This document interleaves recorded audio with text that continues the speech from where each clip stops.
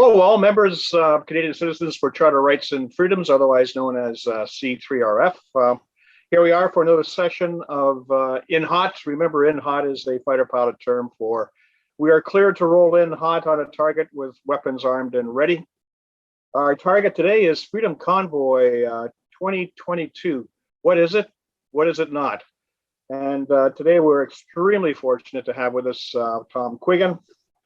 Tom is a former military intelligence officer who took that skill set and transferred it to the civilian sector. He became a contracted intelligence asset with the or advisor with the Royal Canadian Mounted Police.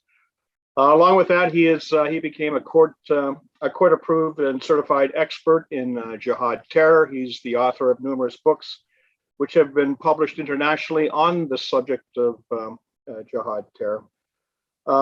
But I think most importantly, Tom is a patron of C3RF. We're very happy to have him on board as an honorary patron of our organization. And we find Tom in the middle of Convoy Freedom Convoy 2022. And Tom, I'm going to ask you up front, what is your position? What are you doing at ground zero within Freedom Convoy 2022? Well, good to be here. Thanks, Russ. For folks with a military background, I guess the best way to explain it is I've essentially become G2 for the mission. For folks who don't have a military background, my role is intelligence for the mission, particularly protective intelligence. So the first folks we're trying to protect from problems are, of course, the truckers themselves, because they form the core of the convoy. The second ring of people we're doing protective intelligence for would be the frontline police, and other associated services who are working with us. And then the third ring outwards, we're working to provide protective intelligence for would be the citizens of Ottawa, who are, of course, also at the center of this. I'm also doing standard daily intelligence reports, stuff like that, and working to sort of do liaison between a number of different organizations and groups that have an interest in this. If you'd asked me 3 weeks ago if I was going to be G2 for a global movement, I would have thought you've done a bit soft, but nonetheless, here I am. So it's interesting, Russ. Okay, it's so great to see another retired military member at the forefront of freedom in Canada. And as far as your intelligence responsibilities, I'm just going to share a screen here. And I want to show folks, this is your Twitter handle, your Twitter page, The Unacceptable Tom Quiggin. And I think we can access your intelligence reports from that Twitter page. And I just want to give a sample. Here's an example of one of your products. It's a special violence and safety warning report. And you go on, and this is from 28 January, I believe. Yes, it's a few days old, but these are coming out on a pretty regular basis. And you have an assessment here which talks about what you think the government of Canada will do: personal attacks against truckers, run smear campaigns, create an atmosphere or political space whereby those who advocate violence as a distraction will find the opportunity to express it. So that's the kind of product that you're pumping out there. And you talk about smear campaigns, so maybe we should talk about Freedom Convoy 22. What is it? And what is it not? But first off, what is Freedom Convoy 2022? Okay, Freedom Convoy 2022 had its founding with Tamara Leash, a woman I know from Alberta because she helped organize one of my tours out there. And her idea initially was to get a convoy from Alberta, pick up a few people along the way, go to Ottawa, and express their discontent with the vaccine mandates, specifically those aimed at the trucking community. What has happened, much to everyone's surprise, is this thing has taken on a life of its own. It's become a Canada-wide movement. It's become a global movement, and we are getting support from all over the world. Just last night, a friend of mine in India sent me a thing and showed me that the director of the youth wing of the BJP party in India, which has about 8 million members, has expressed his concern, and he says he doesn't understand. Canadian truckers are out there freezing. They're at -20. Canadian citizens are out there at -20. Indians are worried about their families in Canada, and he can't understand why Justin Trudeau won't go meet with these people. So that's the kind of stuff we're getting. Folks we've never heard of are coming out of the woodwork to support this thing. So what is it? Well, the first thing is it's a movement that has an objective. The objective can be reduced to its most basic: end the mandates. End the mandates. That's the easiest one. Now, if you say, well, what does that mean? Well, it means any mandates that have to do with COVID-19. So that is the CAN app thing that you're supposed to have on your phone as you go across the border, which means they're tracking all your personal data. That means the masks, that means the social distancing, that means the forced vaccinations for people who are losing their jobs, such as Canadian Forces members who are being thrown out of the Canadian Forces because they won't take a vaccine, which incidentally has not yet received full government approval because there's been no long-term studies on it. So it's clear that that's the kind of thing we're going after. End the mandates. Any mandates to do with the COVID-19, we want them ended. Now, the subtext of this, which you can see if you come to Ottawa, if you go to any of the convoys that are in Alberta, the group that are going to Quebec, it's not us, but we think another group is going to start a convoy organization in Toronto. Take a look at the vehicles, take a look at the flags, take a look at the signs, and basically they say mandate freedom. In other words, this is about ending Justin Trudeau's project of forcing everyone to follow one idea, forcing everybody to have one ideology, forcing everybody into one place, allowing the central government and essentially the PMO or the Prime Minister's office to control everything in your life. And folks are just saying enough is enough is enough. We're done with this. We're done with your mandates. We're done with your corruption. We are done with being called racists and Islamophobic and every possible word that can keep throwing at us. So yeah, that's kind of the subtext. So it's easy. End the mandates, that's the first thing. Everything below that is about reestablishing political freedom, social freedom, religious freedom in Canada. Okay, now let's talk about what it is. And I'm seeing a lot of reports from the mainstream media. By the way, the mainstream media has been totally biased in this whole affair. But they're coming out with a story that Freedom Convoy 2022 is about toppling the government. It's about there's I think it's a Canada Unity movement that has a memorandum of understanding out there that is basically a petition, but the mainstream media is using that as evidence of sedition. What do you have to say? What does Freedom Convoy have to say about those accusations? Yeah, that's not us. We're not doing it. We have no intention of toppling the government. We have nothing to replace the government with if that were to happen. So yeah, absolute nonsense. We're in no way, shape, or form intent upon overthrowing any established political force.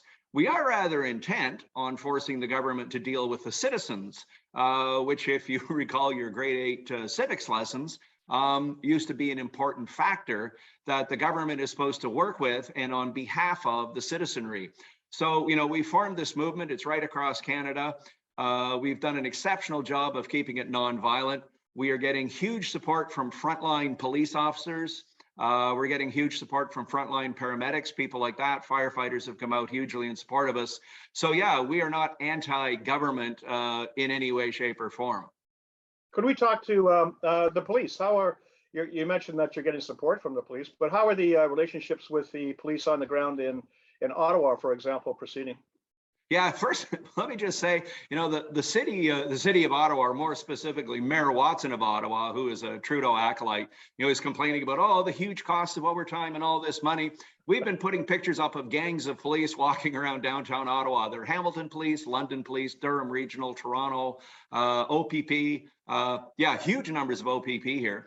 And they're standing around in groups bored, and they kind of stand there for 10 or 15 minutes, and then they walk down the street here and they stand there for a while. They got nothing to do because there's nothing going on from a policing perspective.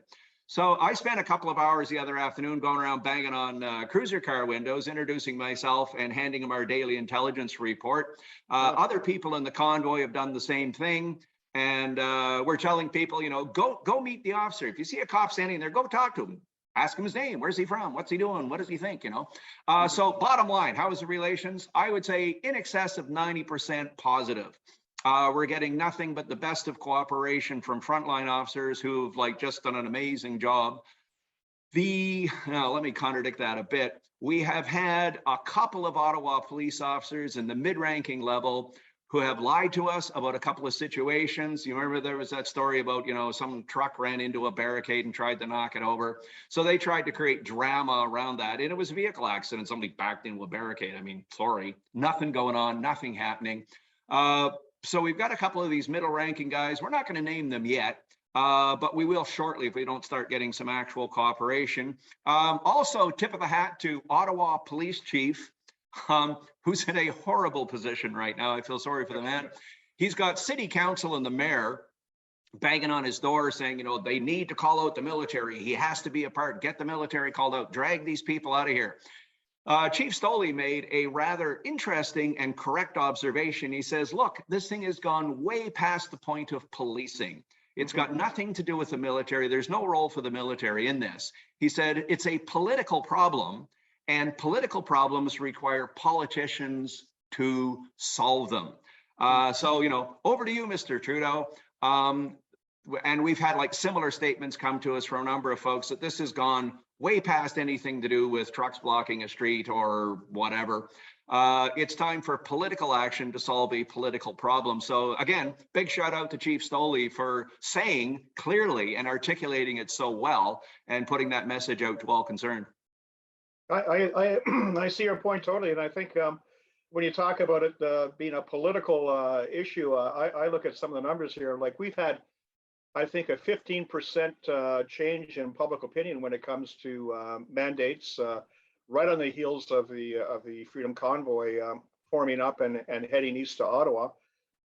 Internationally, we've had countries like Denmark, Switzerland, Finland, all dumping the mandates. Maybe it's a coincidence, but right in line with Freedom Convoy activity. We've seen the ouster of the leader of the opposition, the official opposition in Canada, in line with the Freedom Convoy timeline. So we're looking at. I'm also seeing reports here about convoys lining up in Germany, America, a big one coming out of America in March, going from LA to DC. Australia, New Zealand, I think, is even talking about a convoy. So this has had international political impact, and I can't see why it would be in the interests of Prime Minister Trudeau not to talk to you. I mean, where is this recalcitrance coming from? Okay, two-part answer. The first thing is to talk about what's going on. Truly, what is happening in Canada is we have started accidentally the pushback against globalism, against postmodernism, against socialism, against communism, against the fusion of fascism and communism, which is producing the new elites that we refer to as the Davos man or the World Economic Forum or whatever. We are getting press piling in from around the world. Epoch Times sent up their New York crew here. Russia Today was hugely effusive and thanked us for doing this, saying, how closely this is being followed in Russia. So what we're seeing is here in Canada, bizarrely enough, a Métis woman from Alberta with a bunch of truck drivers decided to send a message to the Prime Minister, and in so doing lit a fire, which is bringing Canadians together. I was out on Sunday with a bunch of Quebecois coming over from Gatineau, with a bunch of guys from Alberta, and we're all out there shouting, Liberté, Liberté. And what kind of movement do you need that can unite all of Canada in 2 weeks? And I think, so what's happened is this truckers movement has created a spark. It's lighting a fire. It's a freedom wave. People around the world are saying enough of oppressive, stupid, centralized governments and all their idiotic mandates, all their corruption, all their lack of accountability, and let's get going on it. Just by way of looking at this, we now see the federal government and the MPs are, oh my God, some of the money coming in might be foreign money, and how is this allowed? And it's like, I don't know. First off, look at the Trudeau Foundation, millions of dollars flowing in there. No one's complaining about that. But yeah, let's say it. Money is flowing in from around the world because we have started a world freedom movement. And the world is utterly shocked, me included, to see that a bunch of Canadians are leading a global movement to push back for freedom. My assessment, and here's the second part of your question, is that Canada is probably the country furthest down the path to build back better, to progressivism, to the Great Reset, if that's what you want to call it, all that sort of thing. Trudeau has, when he was elected, he said, we're going to be a post-national state, no borders, no Canadian institutions. He said he likes immigrants rather than old stock Canadians, et cetera, et cetera. And Trudeau is very much a part of the Great Reset. If you go to the Prime Minister's office own webpage, he says he supports and will help fund the Great Reset. The Bank of Canada, if you go to their website, they have I think it's a 10 or a 12-page PDF thing on the Great Reset and how this is a great thing and how it should be supported. So the people that say, oh, you're conspiracy theorists, you've got tinfoil hats on. Well, the simple reality is Klaus Schwab, the head of the World Economic Forum, put out a book called COVID-19 and the Great Reset, describing how his acolytes, which include Finance Minister Chrystia Freeland, Justin Trudeau, Andrew Scheer, Michelle Rempel, and a few others are all on this World Economic Forum thing. They're going to use the pandemic to launch the Great Reset. Now, what is the Great Reset? Well, if you read the World Economic World Economic Forum site, you'll see statements such as, it's 2030, you'll own nothing and you'll be happy. So they're anti-free, anti-private property. You shouldn't own your apartment, you shouldn't own your house. The state should own that and then take care of everything. They believe in what they call stakeholder capitalism. And, I got a master's degree in political science. I've done a bunch of this stuff. I've testified in the Senate and the House. And I read this and I thought, what? I had to read this like 3 times to make sense of it. But stakeholder capitalism means you're free to start a company. You can list the thing on an exchange. You can do whatever. But the government's going to tell you who's on the board of directors or who's not. They can tell you what to produce, when to produce it, what you can charge it, what you can use for materials, how you're going to ship it, and everything else. And if you dig down into it, you kind of go, hang on, that's Mussolini's definition of fascism. It's private enterprise, but controlled by the state.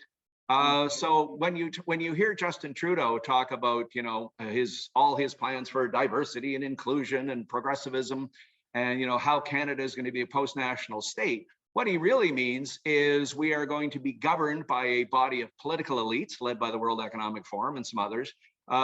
They want to have one set of opinions only, which is theirs. The elites are looking to create a fusion of what we used to call communism and fascism and put it towards this new ideology that we're all going to sort of live under. And I got to tell you, when I sit here and I listen to myself say this, I shake my head and I think I can't possibly be saying this as a rational thinker. But that's what's happening. That's where it's going. So the question that's been asked is, why won't Trudeau negotiate? Here's the problem. This freedom movement around the world is pushing for sovereignty of the nation, sovereignty of the family, sovereignty of the faith. This is exactly the stuff that Justin Trudeau, Patty Hajdu, Finance Minister Chrystia Freeland, and a whole bunch of other people, the Bill Gates of the world and all those people, they hate this stuff. They hate sovereignty of the nation, they hate the family, and they absolutely despise religion, because religion, of course, provides faith, it provides a moral compass. And this is the kind of thing they don't want, is independent thought in a society. A weird side note in all of this, something very bizarre is also happening here in the capital, is we are seeing a revival of, I wouldn't call it religion, because that's not really fair. It's more a question of spirituality and belief and morals. In other words, governments over a period of years have tried to move God out of government. They've removed religion out of schools. They removed religion out of government. And what we've created is a government with no moral compass, no direction. You can't shame them with anything because they're so corrupt. They just roll their eyes and say whatever. So people are demanding that the government should have some sort of moral compass. It should be something you look at and say, I respect that and I want to follow those guys because they're the good guys. So this is another thing. The subtext of all of this is people are just saying, look, enough. We need government that's got at least some sort of moral compass and some sort of moral direction. The Honorable Catherine McKenna, former Minister of Environment, is demanding that we do a person-by-person audit of everyone that's ever donated any money to this thing, and that we need full accountability. And the mind boggles. She was head of a department that misplaced a few $1 billion, and they can't even say where it went. Yeah. The same person who in a bar in St. John's, Newfoundland was quoting Joseph Goebbels on how to force people to accept your beliefs. And she's going to turn around and say, we have to account for every dollar from every citizen. It's insanity. So anyway, that's the kind of thing. Trudeau's going to resist this because he knows if this thing catches fire and goes across the country and around the world, their entire project of forcing us into a sort of modern utopian progressive society will come undone. This is why GoFundMe is under a massive attack from lefties. This is why the parliament is calling in GoFundMe. Don't want to give anything away I'm not supposed to here, but watch over the next couple of days. You're going to see some announcements on funding, and it's going to be great. Folks are going to love it. Our funding is secure. We're in very good shape financially, notwithstanding the press, and we're here. Now, one other thing, people keep asking, when are you going to leave? When are you going to leave? When is this over? The answer is easy. End the mandates, we go home. Okay. I think you're talking about the young global leaders, the World Economic Forum, young global leaders, is I think the people that you're talking about belonging to the Davos type organization. It includes, as you say, Chrystia Freeland. I think it's also interesting to note that it includes Jagmeet Singh. And here we have maybe a possible explanation for why it's so chummy between the Liberals and the NDP, and the NDP are always seeming to be the Liberal puppet party to support it, and it's basically give it a majority in Parliament.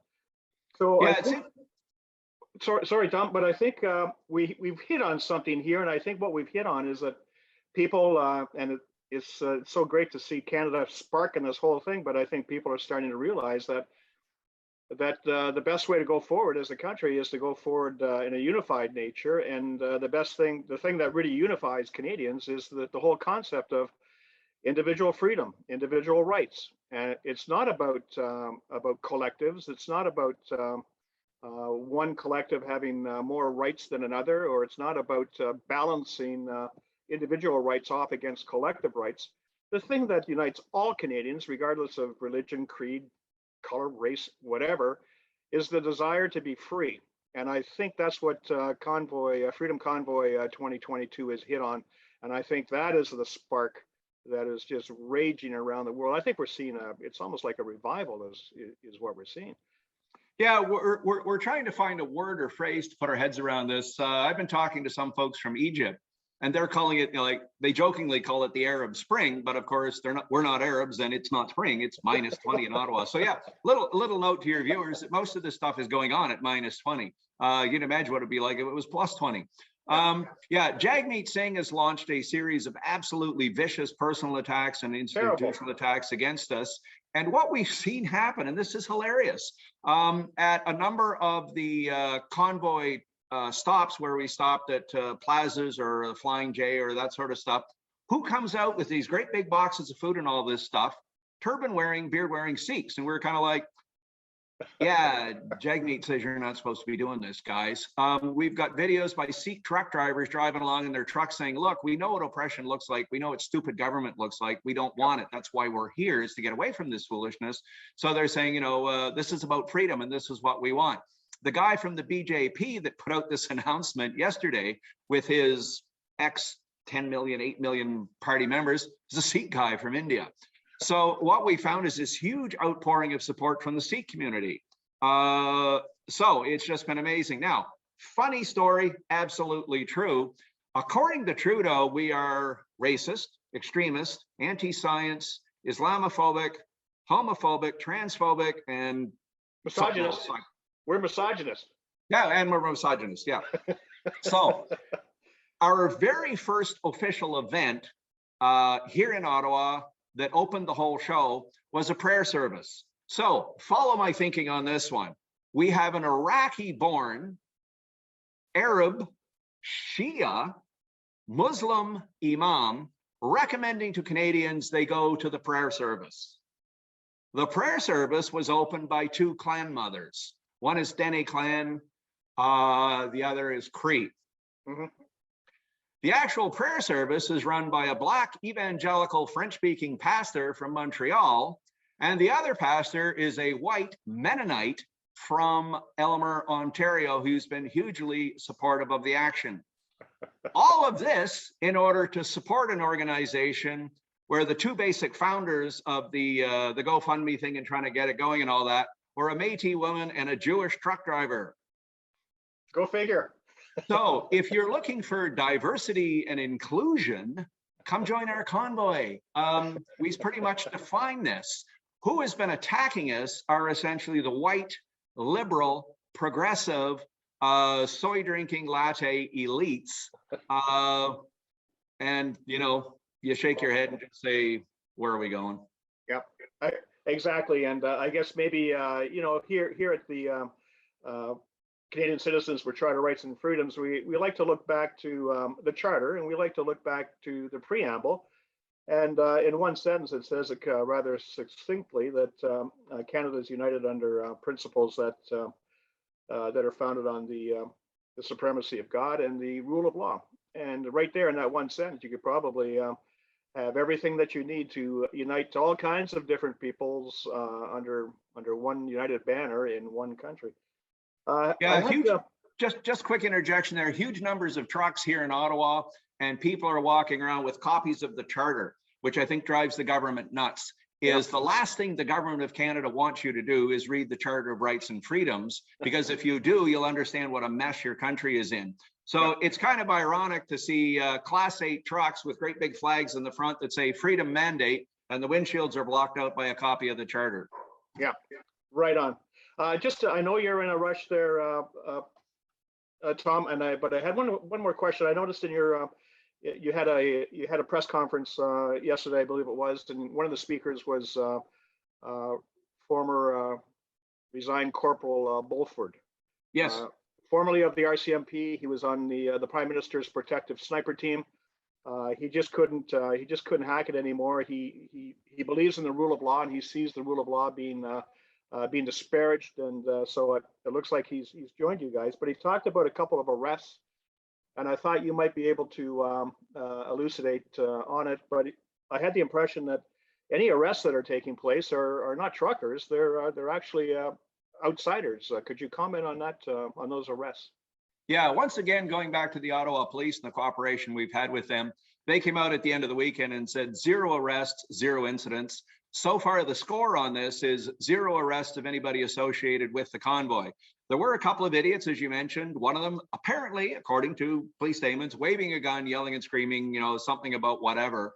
Nothing to do with us, nothing to do with the convoy, nothing to do with anything else. We had another incident yesterday with this woman who, I won't get into it, but she claims she's the Queen of Canada, and she's a Romanian who used to be royal family or something, and now blah, blah, blah. She thinks she's the Queen of Canada, and she was coming to burn a Canadian flag in support of us. Again, nothing to do with us. We don't want her here. As soon as we found her vehicle on Slater Street, we reported it to the Ottawa Police and said, that's trouble, jump on it. So that's the kind of thing we see going on. And again, nothing to do with us, but the Ottawa Police have been rather helpful in chasing these folks down for us. Okay, I think we've covered a lot of ground here. Is there any final word, Tom? You can direct people to any kind of website, or what can Canadian Citizens for Charter Rights and Freedoms do? What can our members do? What do you think? Quit watching the mainstream media, although I do see they're starting to swing. We see some mainstream media, I think, have finally figured out there's something going on and they need to wake up and find out what's going on. If you want updates and that sort of stuff, follow my Twitter account at TOMTSEC, at Tom Tsec. I'm putting photos up there. I'm putting our reports up there, putting comments from around the world up there. That's one thing to do. Keep your eye very close on the media over the next couple of days, where you're going to see some interesting stuff going on about the funding. We've got that problem fixed. Somebody else has stepped forward to sort the whole mess out and chase off the corporatists who are trying to destroy us. And if you happen to be in the Ottawa area, or the Toronto area, or the Quebec City area, or the Edmonton area, or the Calgary area, or the Vancouver area, get out this weekend and drop down to your provincial legislator, drop down to your national parliament, by the way. There is going to be a native ceremony where the First Nations folks are going to bless the ground. And Saturday and Sunday is going to be party on the hill time. Wow. A lot going on, and I'm looking forward to it. This is such a great movement, and I'm so glad to see you at ground zero there, Tom. They've got a whole bunch of expertise and quality intelligence skill setting going behind it. Thanks again for your participation. I remind folks that up front of this particular interview, I did flash up your Twitter page. They can go back to there. They can take a look at it and see the exact handle that you're using to keep updated on your reports. So thanks again, Tom. What a great pleasure to talk to you. Cheers. Thanks, Russ. Okay. Bye-bye.